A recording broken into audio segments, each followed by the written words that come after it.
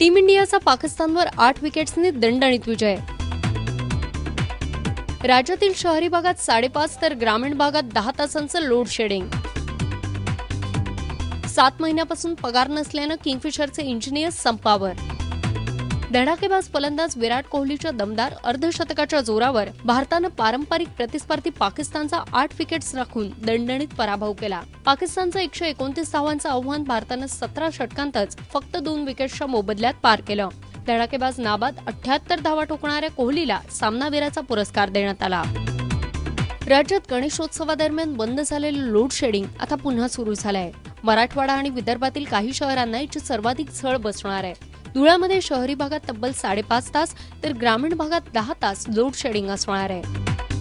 Kingfisher एअरलाइन्सचे engineer रविवार संध्याकाळपासून अचानक संपावर गेले आहेत। संपावर गेलेल्या इंजिनियर्सना गेल्या 7 महिन्यांपासून पगार मिळाला नाहीये।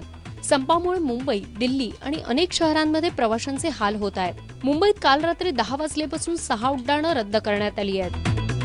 पवार विरुद्ध पवार संघर्षाची चर्चा सुरू असताना साताऱ्यात सुप्रिया सुळे आणि अजितदादा एकाच मंचावर दिसून येणार आहेत। युवती मेळाव्यात एकत्र आल्यावर दादा आणि ताई पवार विरुद्ध पवार संघर्षावर काय भाष्य करतात यावर सर्वांचं लक्ष लागू नये।